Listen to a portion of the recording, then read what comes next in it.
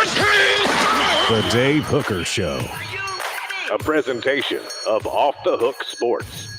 Objective insight, expertise, top guests. Available on YouTube, Apple, Spotify, and the Off the Hook Sports app. Download now for free. Also available on offthehooksports.com. I compute and obey. Now to Dave Hooker. Ready. Welcome. And that was about as Tennessee basketball of a thing as Tennessee basketball could possibly ever be. And I've seen, covered, and been around a lot of disappointments.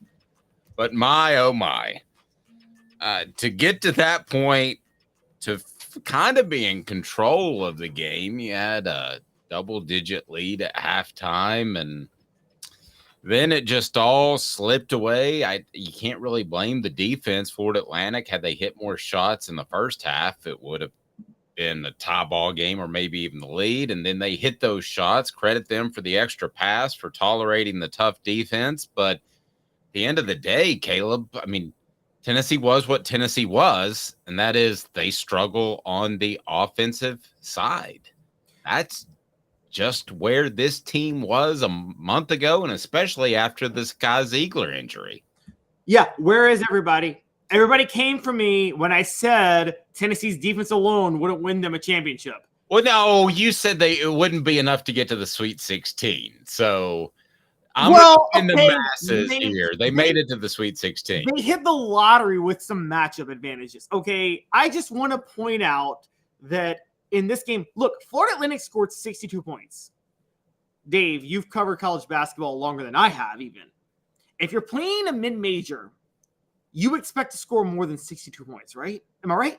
Am I missing that? I remember doing the math in my head, and it was combined 49 at halftime, and I thought, good gracious, man, we're setting basketball back about 100 years. So, yes, you would think you're watching that other game, that Kansas State Michigan State game, and it's up in the 90s at overtime, and you're thinking this is two totally different sports. This is somewhere closer to when I watched my son play in middle school. Yes.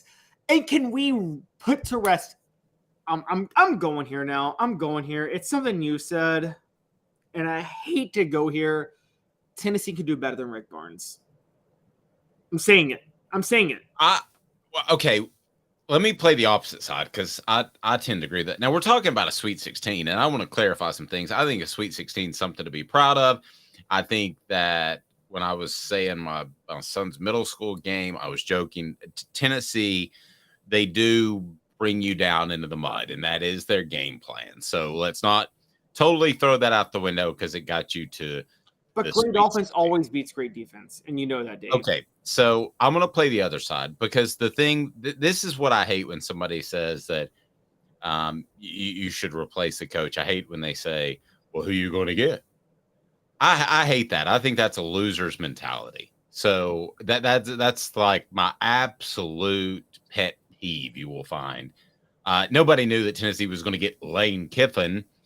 You don't know who an athletic director has his eye on.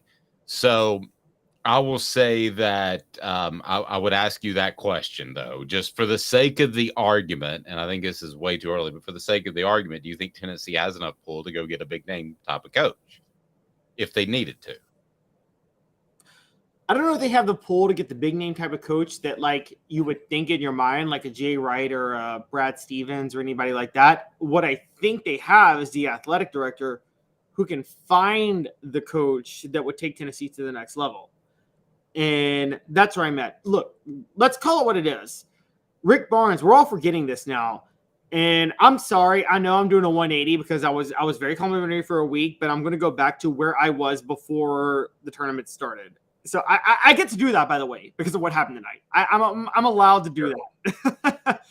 And I would say that when Dave Hart hired Rick Barnes, it had everything to do with stability for the program after Johnny Tyndall and less to do with actually maybe the potential to win at a high level. And I think that now Tennessee has stabilized. Jeremy Pruitt's gone in football. Donnie on basketball. Yeah, you got Tony Vitello rubbing some feathers the wrong way in baseball. But for the most part, I would say that you can shoot a little higher.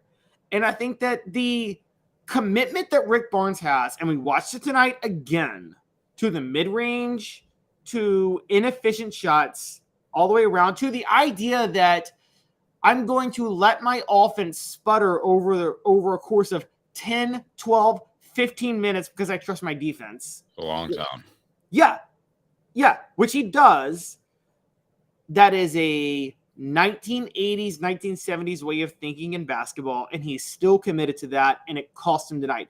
Look, there's a lot of criticism tonight with the way the refs called the game. Let's call it what it is. FAU worked the refs. Dusty May pulled it off. Like starting Sunday night. Yeah, exactly. Starting Sunday night, they worked the refs. We're not going to deny that here. But at the same time, Tennessee should have been good enough to overcome that, and they weren't. And that was solely because of coaching at that point. And I don't think you can get past that. I think the question we have to ask, and let's get your thoughts on the message board, because we're hearing everything from terrible to trust Danny White. And that's the other thing you have to factor in. So if you got a coach that's knocking at the door, it's kind of like the Mark Richt thing. I think everybody likes Rick Barnes. I think that everybody thinks he's a great guy, but can he take that next step? Well, Georgia would have sat with Richt another year had Kirby Smart not gotten a serious offer from South Carolina, and Georgia freaked. And at the time, I thought it was a terrible hire with Kirby Smart. So there's not the natural that's just sitting out there. Grant Williams, who was in the stands, or Allen Houston, who was in the stands, they're not sitting there with ties to Tennessee basketball like Kirby Smart had to Georgia, and you would have to make that move. I don't know who that guy or that person might even be. I know that Josh Heupel didn't have those ties. You don't have to have those ties. I don't 100% know if Danny White, although I think he is as tied in from a basketball perspective. You can knock Mike Hamilton all you want, but he was really tied in with basketball. And I think that Danny White's proven he's tied in with football. The Heupel hire was a good one.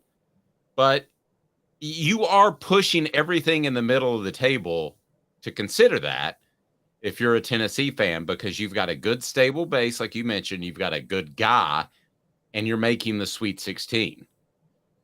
That's pushing a lot in the table. I mean, that's pretty analogous almost to, I would say, Philip Fulmer in the 2000s. You've got some proven wins there. You're pushing a lot in the table, Caleb. Let me go the reverse. Dave, I don't know if you know this. You know, this was Rick Barnes' 5th NCAA tournament. You want to know how many times he's lost to a lower seed in the tournament in his 5 trips to the tournament with Tennessee? I would say 5. 5, all 5 times. He's never beaten a higher seed, and every single time he's lost to a lower seed. Look, I'm going to go here, and I'm not saying they're on the same level. And this is going to be almost blasphemous to people like you who covered him. The only person that puts Rick Barnes on that Rick Barnes is on the level of in Tennessee history is Jerry Green. Jerry Green is the only person to always lose to a lower seed in the NCAA tournament. It's funny you bring that up. I was thinking about that. Jerry Green had a lot of wins too. He stacked up a lot of wins. Now, as far as an X's and O's coach, I don't think there's any comparison. Right. I think you would agree with that. And by the way, hit the thumbs up button. We love being with you here at night in this instant reaction post-game show as Tennessee falls to FAU in the Sweet 16. Just when it looked like this team was starting to find itself, it did the exact opposite and lost itself completely in the second half, which is incredibly frustrating. And just so many times that Tennessee fans have had the basketball rug pulled from underneath their feet. So, but if you were to even consider making a change, one of the things that I think would work to your benefit from the fan base and the donor perspective is say, hey, gave this guy a shot. He was no longer wanted in Texas, and he almost left to UCLA. I think if you spin it that way behind closed doors, because he took a hard look at UCLA. And, this is not a Tennessee guy, so to speak. I'm not anywhere close to that. And you can be, and a lot of the people on the message boards are as well. But here's defense of Rick Barnes. Rick Barnes didn't. Oh, they're going so fast, having trouble keeping up. Rick Barnes didn't shoot 30%. Also, Chris saying the 24 run killed us and can't seem to call a timeout until we're down double digits. I don't understand. On Rick Barnes. That's on him. I agree. No, I agree. You're absolutely right. And it is on Rick Barnes. I just, you have an awful lot to offer if you decide to go that route. I could make an argument for both. But again, what type of coach would you get? Would you try to get someone that's a bona fide success? I'd tell you the guy who I would have called before St. John's would have been Rick Pitino, but everybody's going to think I'm insane. So I don't know who you get, but I also know that Danny White has proven me wrong already because Josh Heupel was not on my radar when I was covering Tennessee football coaching search, and I've talked to a few people from other schools, from Buffalo and UCF specifically. Just so people know, I have a neighbor where I am who's from Buffalo, and who basically tells me, he's like, Danny White's a genius. He finds the best coaches you could ever ask for. He hired like 5 coaches at Buffalo, most notably Felicia Legend-Jack, who is now at Syracuse in women's basketball. And I think one of the things people forget about Danny White is that if this were Philip Fulmer, and I was team keep Rick Barnes no matter what when Fulmer was there and Barnes was offered by UCLA. I was really big on that. Mainly because, I have to be honest, Dave, I didn't have faith in Fulmer to find a great coach. I know that's a really weird thing to say, but like... No, and I would have, and if you would have said Philip Fulmer couldn't beat down the Spurrier surge in the 90s, if you were saying he can't beat Spurrier, maybe you need to make a change, then at least with Doug Dickey, you would have said, well, he's tied into football circles. With Danny White, he seems to be tied into a lot of circles, but with Philip Fulmer, I doubt very seriously he was tied into any circles other than football. I think you and I would agree on that. Let's go to the message boards real quick. A couple of thoughts. A young recruiter. Okay, well, they did try that with a guy named Wade Houston. His son was in the stands. That didn't work out really well.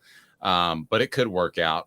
A former player, if you want to go the Jerry Stackhouse route or the Anthony Hardaway, that's a possibility. But wouldn't you like to see Danny White, if he has to, maybe make another hire or two and prove to us that Josh Heupel wasn't the flash in the pan and that wasn't a lucky one? This is the second biggest hire in your athletic department. Yeah. I'm going to go here. Put aside the academic issues. A guy from an X's and O's perspective of Donnie Tyndall's caliber, I think you could get. And you're really high on Donnie Tyndall. You've said that before. X's and O's alone, not anything else. Is his show cause up? His show calls will be up in 2025. I'm not saying hire Donnie Tyndall. You can't hire him back at Tennessee anymore. I didn't think so. Okay. Yes. But so Donnie Tyndall's a big believer in the high-low motion offense. And a lot of basketball people don't believe in high-low motion offense because they say, oh, Bill Self has underachieved in the NCAA tournament. He's got 2 national titles. We talked about this with Josh Ward today, Dave. You know how hard it is to get multiple national titles in college basketball with the way the NCAA tournament is set up? I really still can't believe that same group of Florida did it twice, to be honest with you. It's incredibly difficult. A lot of people in message boards seem to be behind him. Mr. Jones says tough decisions have to be made in order to be great. Travis says, would few leave Gonzaga? Here's the issue you have to take into account if we're going to talk about Barnes and possibly making a change there. Tennessee is not nearly as elite of a basketball job as it is a football job.